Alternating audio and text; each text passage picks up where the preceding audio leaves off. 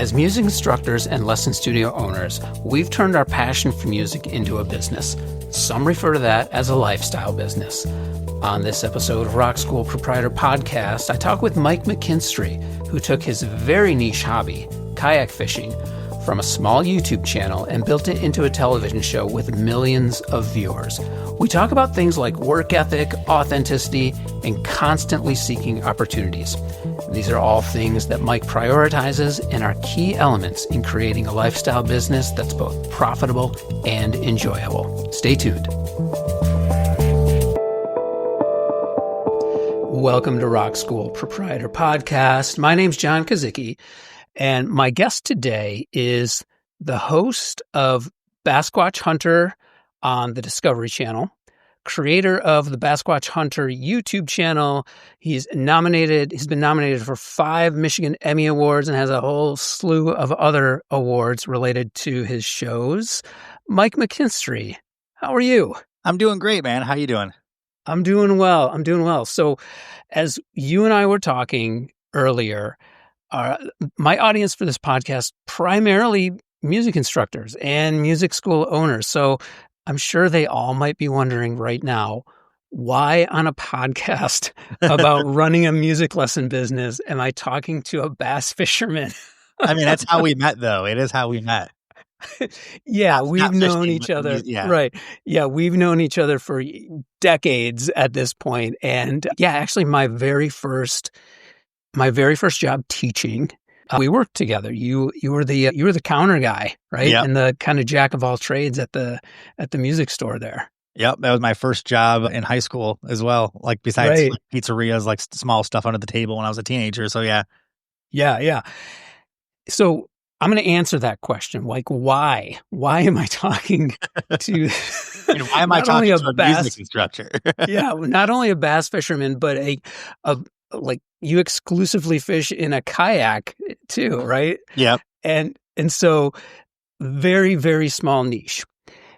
But what you've done is you've created a lifestyle business. You've taken your passion for what was once a hobby and you've turned it into a business, and you've built a successful brand with a television show on the Discovery Channel and a YouTube channel and merch and all sorts of things. So what I wanted to get into today is that parallel between what we do as music lesson studio owners running a lifestyle business and what you're doing in your life, running a similar kind of business in that it's a lifestyle business. Yeah, there's a lot more in common than it sounds like, for sure. Yeah, right? Maybe real quick, how did you get started doing this? How did you turn this passion into a business? Oh, so I always have a hard time making this a short answer because there's like a million avenues to go down, or that I had to go down, I guess to say. There's no book on how to do any of this stuff. So it was a lot of like, I call it flatland wandering, where I wasn't really moving up or down. I was just wandering, trying to find the next spot. Yeah. But I've always been a firm believer on creating a job instead of finding a job. I grew up in a family of entrepreneurs, and I saw that path where working for somebody else lets someone else control your time, and time is the only thing we invest we can't get back. So I'm a firm believer in creating the job you want instead of finding the job that you have to have, kind of thing. Mm-hmm. So when I started this, it was funny how it started. I've never done YouTube. I had like 3 like cover songs that I made on YouTube. I recorded playing acoustic guitar like 20 years ago or 15 years ago it was, and never did anything else. And I started fishing a lot, and I got into kayak fishing, just through this whole other story. I just got into kayaks instead of my bass boat. I sold the boat, got a kayak. And I realized that nobody was making videos about kayak fishing. And one of the things that I've learned in my history of marketing was, if you want to try to do something different, you got to do something different. You know what I mean? Like, if you want to do something different in your life, you got to do something that nobody else is doing in their life, or try to find a unique path. So I was looking through YouTube, Facebook, everywhere on social media, and I was like, man, nobody's promoting the sport of fishing the way I want to promote it. I'm fishing out of a kayak. I'm going to these smaller areas. I'm going to these places that boats can't go. And I just want to share that adventure with people. Like, how do I do that? So I bought some like knockoff GoPros, like some cheap, like $20, like little action camera, if you can call it that, on Amazon. Yeah. And I started just filming, like in my first 3 or 4 videos are still on my YouTube channel today. I purposely will never delete them. They're Mhm. terrible. Like they're embarrassing to watch, but they're like looking back at them, I'm just like, man, that was me that did that. Like that's ridiculous. But I didn't know how to video edit. I didn't know how to make a YouTube channel. I didn't know how to film. I didn't know how to do any of this stuff. I mean, I went to film school in 98 to 99-ish around there. I was working with VHS tapes, like I didn't know digital. I didn't know the medium. I didn't know computers. Yeah. Like, so when I started out, I just wanted to share like that this exists. Like kayak fishing was cool. It existed and people didn't believe me and I wanted to share it. And I started doing YouTube and I made, I don't know, I think I had 7, I did have 7 videos. I remember this specifically because I had a phone call that changed my entire life, but 7 videos and 32 subscribers. And Mhm.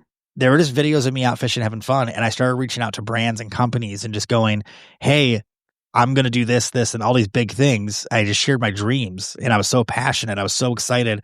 And these brands were like, okay, yeah, we're on board. So what do your viewers look like? And I was like, well, I got 7 videos, got like 32 subscribers. And Yeah. that's where the calls always stopped. People were like, wait, hold on. What? Like you were talking Yeah. up here, but you're down. I'm like, no, but trust me, which is like, now I understand how comical that was back then, but I'm like, no, watch. And like everyone says that.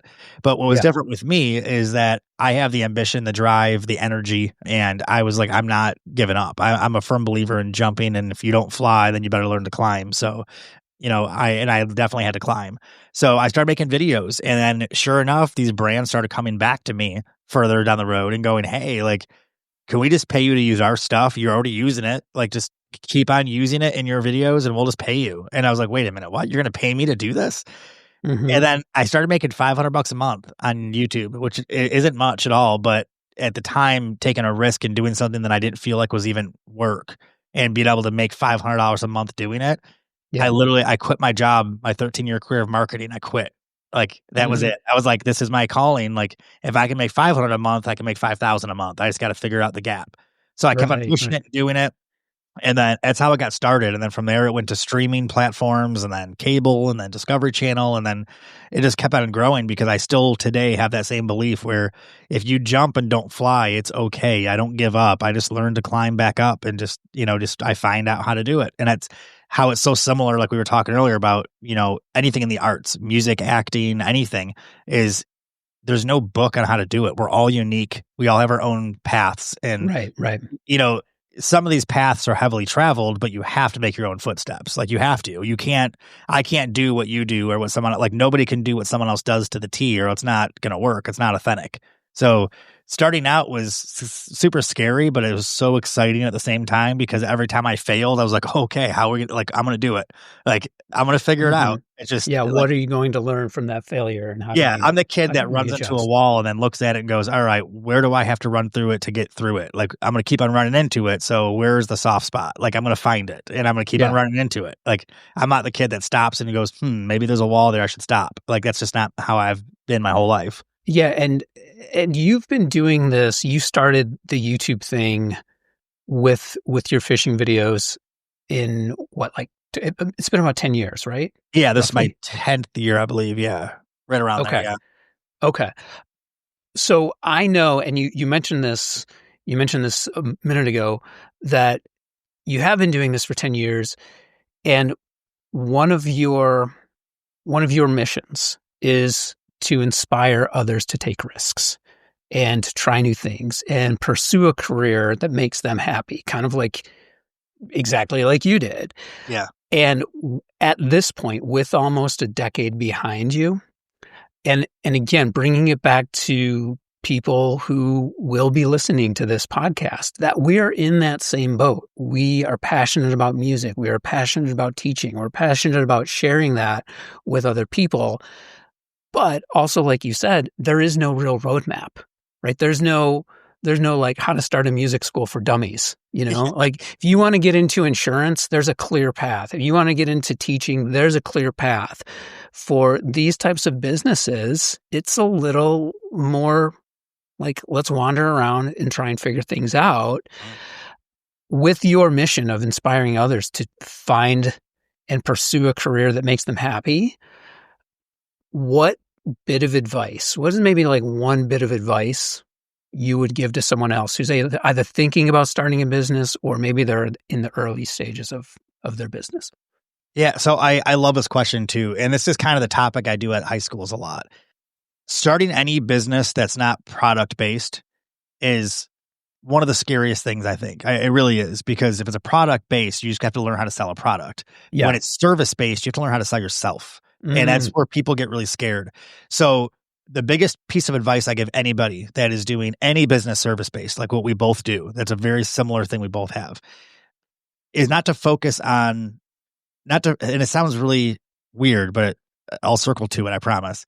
Don't focus on your customer, focus on yourself. Do it for you. Like, do what you want to do. Like, when I make videos to this day, I've done it this way since day one. I'll never change it. I make them for me. I do what I think would be a lot of fun and what would look cool and what would be an adventure and what do I get excited about. It just so happens that people agree with me. And, I actually stole that quote from Rick Rubin, famous music producer, where he had an interview one time where someone asked him, like, how do you make popular music that everyone likes? He goes, I don't know how I do that. I make music I like and people just agree with me. And that's just the same vision I've always had, is I do my work for myself and what I think is fun and adventurous and exciting. And even if people don't like the content, or they don't relate to it as much, they relate to my passion for it. They relate to the fact that they know it's what I want. So when you're starting a business that's based on you, you have to base it on you. Like, stay authentic, stay true. Like, honestly, I've been to your place even, and your place is authentically you. Like, it always was. Like, it's not like any other music shop you walk into, which it shouldn't be. The short version of everything I just said is focus on what's authentic to you. Express that outwardly. Don't pander to people. Don't do what you think people want. Do what you want and let people react to that instead. I'm going to riff on that a little bit because I think you're 100% right, but I also want to translate it a little bit for my listening audience. So you said two things that I'm going to key in on. One, you talked about the difference between selling a service and selling a product. Uh-huh. And I think the trap that so many music instructors fall into is they're trying to sell music lessons like it is a product, right? Uh-huh. Come in here for a 30-minute lesson and it's this much money and you'll get it this many times a week and blah, blah, blah. It's very like talking about those really cut and dry features that you would see on a product rather than selling the experience, right? Absolutely. And then the other thing you mentioned was you focused on authenticity. You focused on yourself. And on this podcast, I've talked a lot about finding your why. I'm a big fan of Simon Sinek, and that's all Simon Sinek stuff. But finding your why, finding your purpose. Like, why do you exist? Why does your business exist? What is it that you bring to the table that is uniquely you? And what made you hungry to take the journey in the first place? Like, that's the message too. And that is that authenticity.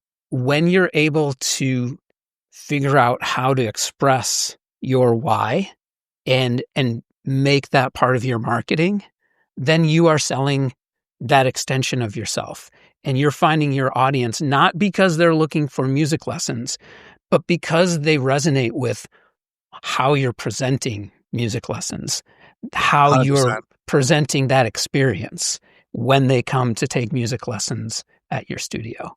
And when I was a kid, I took guitar lessons and my instructor was a character. I'm sure you know him, actually, Joe Napier. So I loved that guy. So I hated that I couldn't spend time with my friends. My friends were going out riding bikes, having fun. And I'm like, oh, I got guitar lessons. But I get there, I don't want to leave because I had such an adventure with that guy. Like, I had so much fun just learning Metallica songs and just jamming with that guy. Like, it was like my buddy. Like, I loved the environment. I loved his little office, his little studio that he had, his room. It was decorated exactly like my bedroom was, like the posters of metal bands and stuff. And it was the experience is what kept me playing guitar. Two things. And we might have to meander to get to both of them. But first one is you're talking about having fun, how much you love your job. Yeah. And with lifestyle businesses, those businesses that we start because they're based on passion. And we start them because we want to have a real balance between work and home life, right? We want to find that nice balance. And there are a lot of things that are fun about running a lifestyle business. Mhm. But there are also things that are not so fun. And I think it can be easy sometimes to get distracted or allow ourselves to be distracted by the fun things as a means to avoid the not so fun things, Uh-huh. right? What are some things that you do to ensure that you're still treating your business also like a job, because that's where those lines get blurred a little bit, right? And it's hard to see. We don't get to work at 9 and clock out at 5, right? So what are some things that you do to ensure that you're still treating your business like a job and not allowing yourself to be distracted so that you can maintain productivity? So that's a really good question. I fight with this constantly. That's a problem that I don't think, especially. So if you're a landscaper, you're out working all day. Yeah. So you don't come home until you're done. When you have a business where you're operating from like pretty much from your house or remotely or like moving around kind of thing, it's really hard to stay on task. It's really hard to stay motivated. It's really hard not to fall into the like, oh, I can take the day off, so I should. Like it's hard. Right. It's hard to keep yourself on track with everything, but it's also tough to turn it off. It's a weird thing, and this is a constant. I feel like this is like an evolving battle. It's one of those things where once I figure it out, there's another way I have to figure it out. Like it always, it's very fluid. I think part of it is I make sure that I love what I do still, no matter what. I surround myself with people that I want to hang out with. I surround myself with people I like to work with. If I don't mend well or mesh well with someone I work with, then I move on from them and bring on someone new. Like my crew are all friends. So when we travel together, we're just all on vacation pretty much and just doing what we love to do while we're there. And if it starts feeling like work too much, then we take a breather. And if it feels like we're not working enough, then we get back to work. So the balance that I found that worked the best for me to stay productive, and my business is unique because I'm not offering a service at a physical place. So I'm never in one You're place. producing a television show.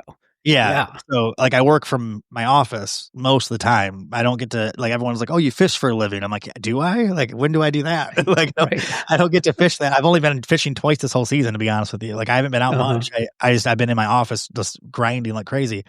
But one of the things that I found to balance a lot is I call it spider marketing. I started spreading out what I do. So if I get kind of drained or worn out, or if I have downtime or if I need a break from one part of my business, I found a spider has 8 legs. So visually I have 8 different forms that I do. And it's just a number because of spiders, but there might be 6, but, like I started a children's book series. I do like 20 children's events a year. I do speeches and readings and stuff at schools. I'm a committee member for 2 different committees for the county and the tourism bureau now too. I try to spread out everything I do. I'm a writer for a magazine as well, for a fishing magazine.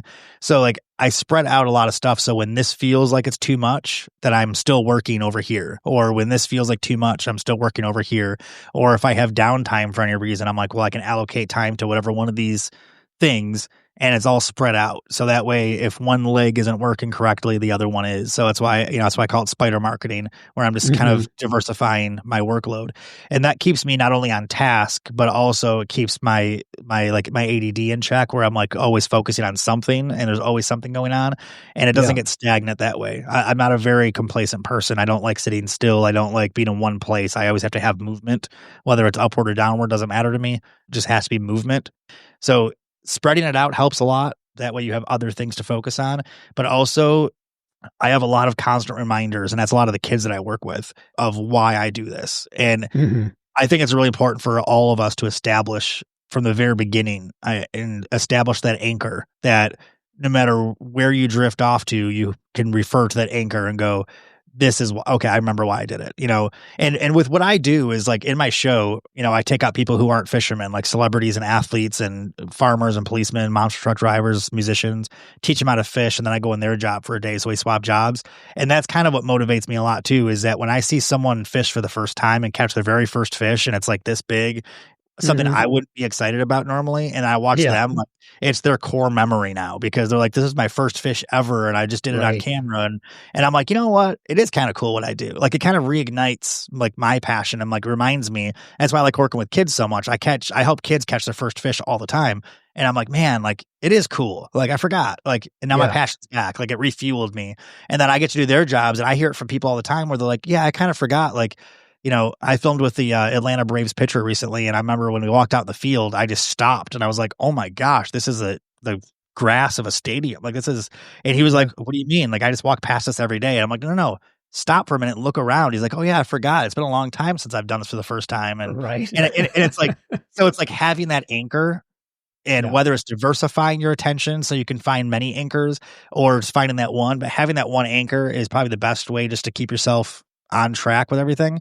Where it becomes, if you stay passionate, you'll never stop working. If you stay ambitious, you'll never stop working because you won't want to. Like how I said, I don't want to retire because I don't think I'll ever not be passionate about what I do, because there's so many facets. So if I get tired of the fishing part, then I love working with kids. If I get tired of working with kids for some reason, I love giving back to the community. And I do a lot of that in my show. If I get tired of that, I have my children's book series that I love doing. So like I have all these things to always keep my ambition just rotating. I love that. Sorry for the long answer. No, that's okay. It's important that diversification of finding gratitude in the different areas of what we create, because you're absolutely right. Like in the music lesson world, it's if we get burnt out on scheduling, if we get burnt out on the monotony of kind of this rotating schedule of this student to this student to this student to this student to the same things that you're teaching, it can wear on you. So finding those different areas to find gratitude.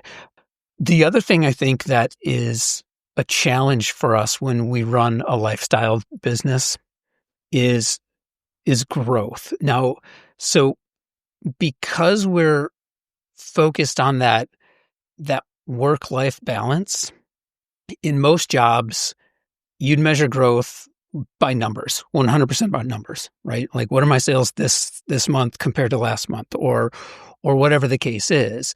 With lifestyle businesses, we're also really focused on that work-life balance. And that's an important metric because it's part of the reason why we started our businesses in the first place. So personally, I've found that finding different metrics for growth is a key here. Because if I'm too focused on sales, for instance, then I run the risk of giving myself the same kind of job that I was trying to avoid when I started my business in the first place. So with your spider marketing concept there, and you have the sort of the different legs, do you have any unique ways to, or different ways to measure growth? Huh. I mean, yes is the easy answer. So again, and this is, I mean, you've got some different pressures because you've got to produce a TV show, right? Yeah. And obviously there's deadlines and there's all sorts of things involved with that. And there's payroll involved with whoever's going to be like working the production. So obviously you have to be concerned with those numbers, and that's a good metric for growth. And but it's not a good metric. The network's going to be looking for that, right? So you're kind of forced into it in a different way than I may be because I don't have that kind of quote unquote boss. Yeah, but here's the fun part about what I do. So there's two ways TV works. I'm a very short version here. You can sell your show to a network or you can own your show. Yeah. And I refuse to sell my show to a network. Anytime I've had the opportunity pop up, I say no before I hear a number because I don't want the number to make me think differently. So I just say no. Yeah. So with me owning my show, that means I pay for every fee, every production. I pay for everything the network would normally pay for. I incur all of that, which means I got to deal with all the funding, all the budgets, all the crew, the payroll, the FCC fees, even the captioning, like the smallest things that people don't think of that the network would do normally. Yeah. I do all of it. So my viewership matters to me and the brands I work with, my sponsors. The network, I mean, if my show tanked, the network might be like, hey, look, we don't want you to be on our network anymore because it's Sure. just doing terrible. But they can't cancel me. So most people in my industry would look at their ratings as their metric of growth. They'd be like, well, my viewers are going up, so everything's great. Where I literally am like, I consider myself a very unique businessman. And I say that in air quotes for a reason, because I don't focus on money. I focus on opportunity. Mm-hmm. And if I'm providing, like, we grew our crew to 11 people this year. And 5 years ago, it was me and an intern or a friend when I could find one to film. Yeah. So my metric that I follow with my career, with every facet of what I do, is, am I providing more opportunity? And it's not just to my crew, but it's to my people. It's to, I went from doing kids events that had 15 kids at a time, and those would grow so quickly. Now I work with 3,000 kids in a 6-month period. And I turn down events constantly because I just don't have time for more events anymore. Right. I do free book readings all over the country for my books at schools. I just read to 620 kids at once, and the kids didn't want me to leave. Like, I just had their attention for a full hour, and the teachers were emailing me like for days. I got a stack of cards from all the kids that sit over here in my office.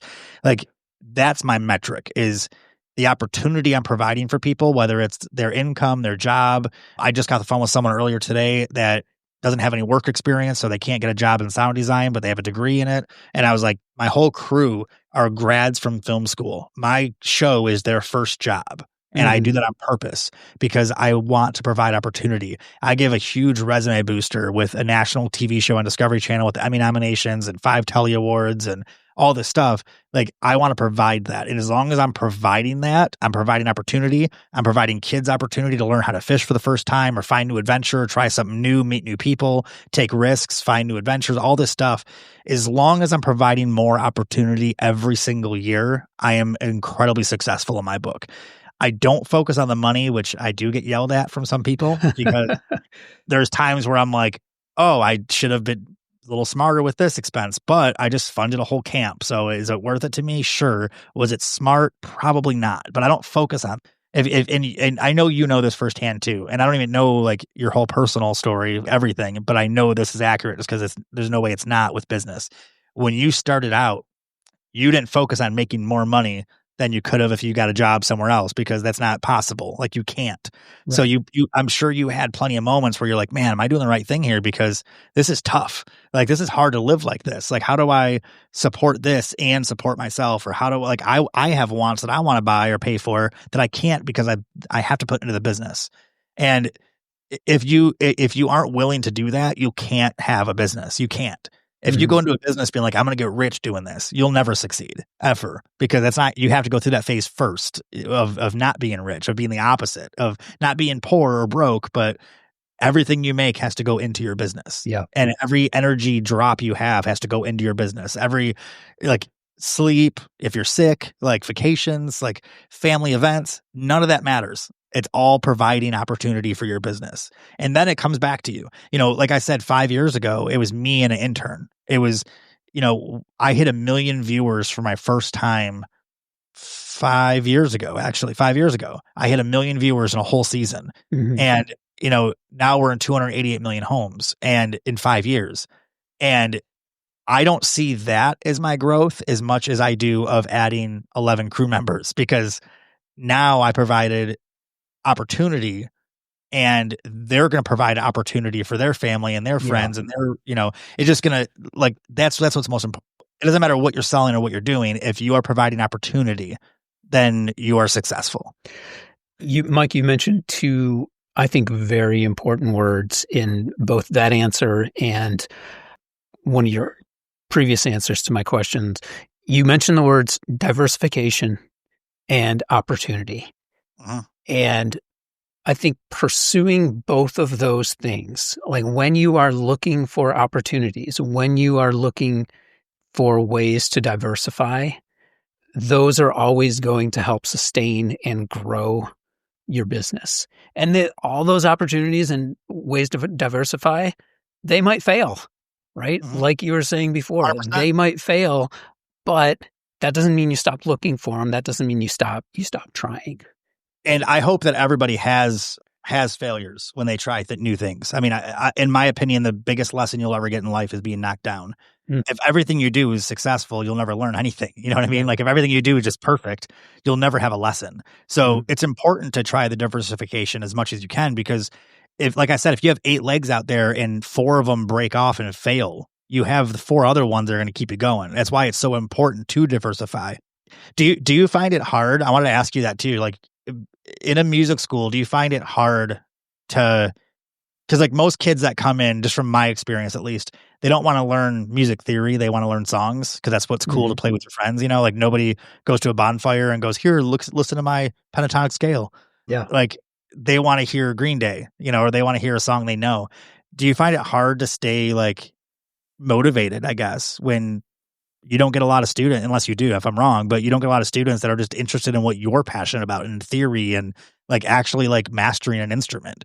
Like they just want to learn power chords and Metallica songs like I do. So what's the question? Is it hard for you to stay motivated?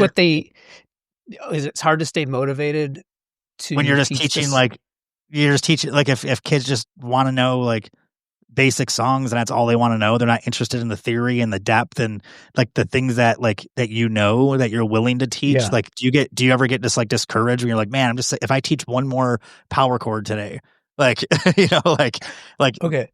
Personally, I'm Mike, I'm going to prescribe some previous episodes of this podcast for you to listen to, and I think you'll find out.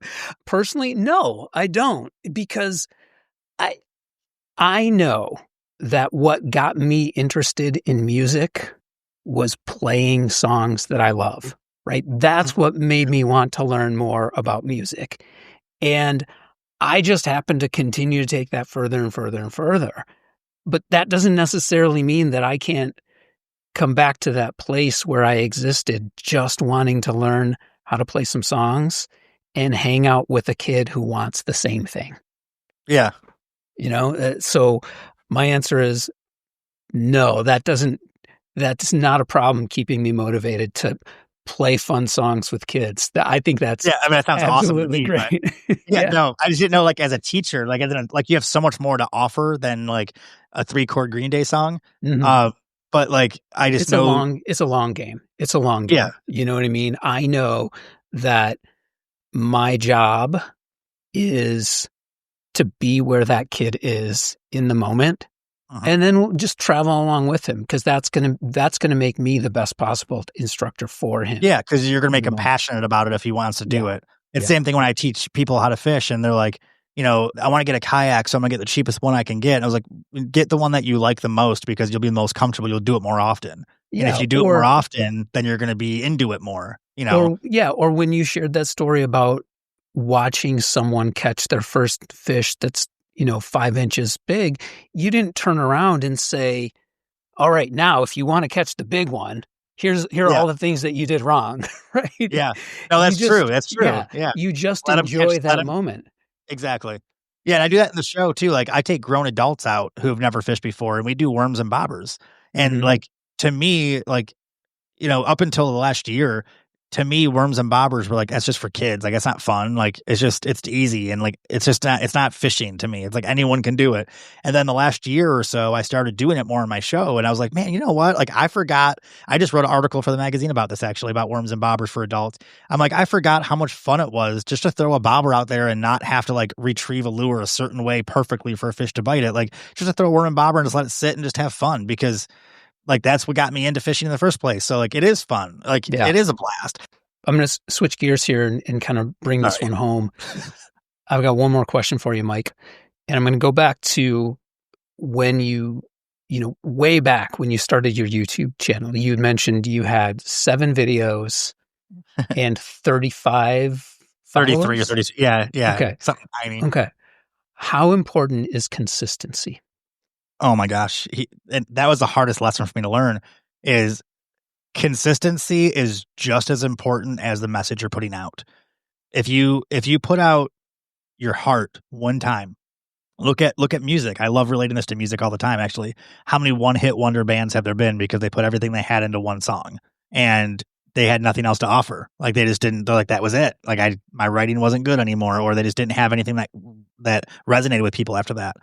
I did the same thing. When I first started my YouTube videos, like I said, I made them for me. So I didn't really care if they got views. I didn't really care if people liked them. I just wanted to put out something out there, and just as an artist, the hardest thing to do is take something that you're passionate about and put it out to the world. You know, like it's the scariest feeling in the world, because you're like, what if they don't like it? Or what if I get judged? Or what if people think I'm weird? Or like, once you take that little piece of yourself and put it out there, it's terrifying.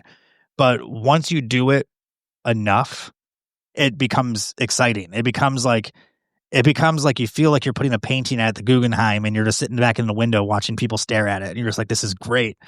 And if you do it once, whether it's good or not, it's never going to propel you. It's never going to make an impact. You have to do it repetitively. You have to constantly push yourself. You have to constantly take every ounce of passion and ambition you have and put it into every single project. So with YouTube specifically, if you don't do that on a constant level, the algorithm shuts you down. Like I've got videos where I've got 300,000-400,000 views on them, and it was a terrible video in my opinion. Like it wasn't great. Like it was just like, you know, it was shot with a GoPro. Like it wasn't produced. It wasn't fancy, but it was in a period where I was posting twice a week. So it just got picked up on algorithms, and it just took off. And then that video chased the next video and the next video, and same thing on TikTok and everything like that. I have TikTok videos that have hundreds of thousands of views too, but they're only because I was posting consistently at that time period. And, you know, consistency is super important, but also not just the consistency of work, but like the consistency of the quality, or the passion, I should say, that you put into it is almost more important. My biggest videos I've ever done on social media were always review videos. And the reason why is because those were the videos that I'm the most passionate in. I'm not acting. I'm not being a host. You know, it's just me talking about my opinion of something and showing it.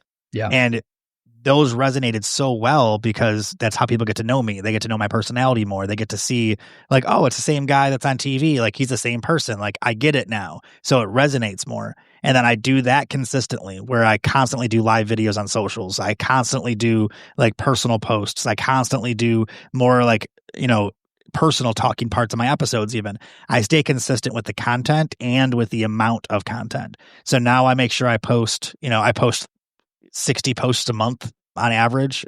I post I'd say about 35 like videos on YouTube Shorts and Reels and all the little short snippets. There's about 35 of those a month, if not more. Sometimes there's 40 or 50 a month, depends on what I'm doing that month. So like the posting is super consistent. Like I'd say the exposure to people has to be consistent, but also what you're putting into that has to be consistent. If I started doing like, you know, the clickbait pandering videos, they wouldn't work. Like they just wouldn't hit with my audience, because my audience would be like, what are you doing, Mike? That's not you. Like, what are you doing? Like if I do like a fidget spinner video, they know that's not me. That's me trying to get clicks. Or if I do like a clickbait thumbnail, like I guarantee you half my viewers would probably be messaging me on private messages going, are you okay? Like that's not you to do that stuff. Like, you know, fishing with gummy worms, like that's not my thing. So, you know, staying consistent with your messaging and authentically you. The most important thing in everything that I do or anybody should do is be consistent with what you're passionate about, and your authenticity is if everything you do is consistent with you being true and you having integrity and like you being authentically you, that's all that matters. Like it'll all work out. You know, if you're always the same, you know, ambition, same person, same honesty, as soon as you change that, as soon as you compromise your character once, it's gone. Your consistency is completely gone. You know, it goes back to that why and the authenticity, and being able to implement that into your marketing messages and present what it is about you that is unique and resonates with everyone else.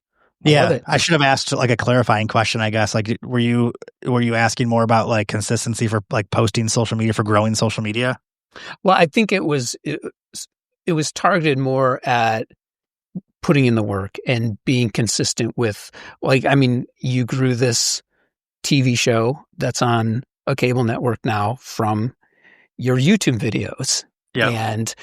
And you did that by being consistent with those YouTube videos, even when people weren't watching, right? You know, what's funny is I had my first sponsor. It was a kayak brand that I still work with today. 9 years I've been with this company. This is my 10th year. It's my decade year with them. They reached out to me when I first started. And I remember I was in my driveway. I remember where I was. Like, I remember everything. I don't know what day it is half the time, but I could tell you what the air smelled like that day on that phone call. Mhm. And they emailed me first, or messaged me on social media, then emailed me, then got my phone number, then called me. And the guy said, "Hey, I'm going to be honest with you." He goes, "I either need to tell you to go away, like leave us alone, or I need to bring you on staff somehow." And I was like, "What?" He's like, "You're doing like too much." He's like, you're posting every day." He's like, "You're tagging us in a post like every like 6 hours. Like, you're making videos about our kayaks." He's like, "You got a dealer in your area that didn't carry that brand at the time. And then they started selling 300 or 400 kayaks a summer of that brand. And this company was like, we don't know who you are or what you're doing, but either stop and go away because you're causing problems, or B, bring you on staff and pay you because you're causing problems." Like, Yeah. I was just so active. I went in with 140% energy, and they're like, "We don't even know who you are. Like, where did this come from?" And I was like, "I just love what I do. And I love your kayak. I just love this stuff. Like, I'm so passionate." So like, that's where everything changed. Cause that was the first time someone paid me to do what I do. Is they called me up and they're like, "Hey, we'll give you a free kayak whenever you want a new one. We'll give you one for free. Mhm. And we'll give you like, I think it was like $150 a month. I think they were paying or something like that, just to keep doing what you're doing. Like, don't stop doing it. Just don't do anything different. Just keep doing it. We just want you to bring you on board, and you've already got our stuff." Yeah. And then that was my light bulb moment where I was like, wait a minute, like, I don't need to tone down my energy. I can keep on doing this. I can post 6 times a day, and companies like that. Like, it's okay with that. Like, they're not like, this isn't like, I didn't work with them, but I was tagging them and post every day. Yeah. And that's why I always tell people, like, do the work as if you're already getting the reward, Mhm. and the reward will come because you'll earn it instead. Yeah. And so like, I did the work first, and I still work that way today. Like, if I want to work with a brand, like, if there's a sponsor I want to work with really bad, I'll buy their product as a customer. I'll call their customer service as a customer. I'll call with complaints or positive reviews. I'll go on their social media. Like, I do like 6 months to a year of being a full-time customer to make sure I like their product, to make sure that I would buy it if I saw it on a TV show, to make sure that their customer service would treat anybody, whether they're somebody that works with the company or somebody who's just my mom calling them. Like, I want to make sure that they have the same values, integrity, and everything, because we reflect each other. If all that works out, then I start promoting their product for free because I like it as a customer. I'm like, "Hey, check this stuff out."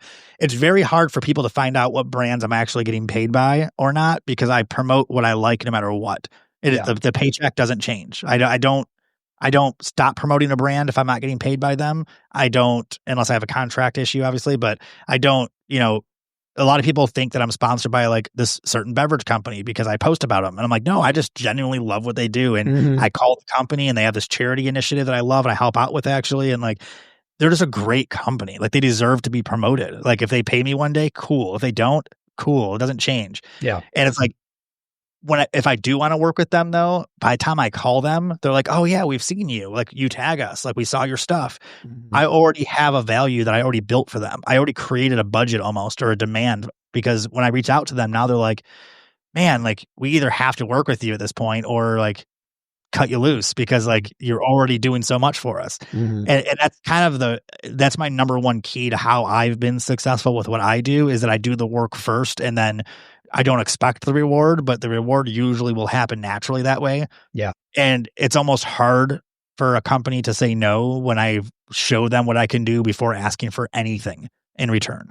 And they see that, and it's lost on today's culture. So they see that and go, "Man, like, why are you doing all that? Like, we didn't pay you anything. Like, you do more than the guys that we pay." And I'm like, "I know. Imagine what would happen if you paid me. Like, imagine if I could get more. Like, imagine if I could have my photographer involved instead of me doing pictures, or imagine if I could have my whole crew make videos and stuff about your stuff." Like, Right. now you can visualize it, So like, it's super important to have that ambition, but it's super important to have that reality check that nobody owes you anything, and just do everything for yourself, everything authentically you, everything true to yourself. If you like something, use it. If you like what you're doing, then do it. And the rewards will come. Mike I talk a McKinstry. whole lot. Sorry, man. That's all right. Mike McKinstry, new season of Bassquatch Hunter Fish Out of Water premieres July 5th. I think July 4th and 5th. So July- July 4th on the Pursuit channel and July 5th on Discovery channel. All right, there you go. And on your YouTube channel as well. Yep. Mike, thanks for coming on the show and joining me. Absolutely. Thank you so much for having me, John. All right, we'll talk to you guys next time. Once again, thank you to Mike McKinstry for joining me on the podcast. Mike's a really fun follow on social media. You can find him as Bassquatch Hunter on most platforms. If you have topic suggestions or questions, please contact us at info@rockschoolproprietor.com. We'd love to hear your suggestions and consider them for the show. We've got resources over at the website for music teachers and studio owners. rockschoolproprietor.com, again, is that website. On social, I'm at rock.school.proprietor on Instagram and John Kozicki on both LinkedIn and Blue Sky. Ratings and reviews on Apple Podcasts and Spotify are always appreciated. If you enjoyed this show and gained insight from our conversation, then we count that as a win. All we ask in return is you pay it forward, and please share the show with someone you think needs to hear it.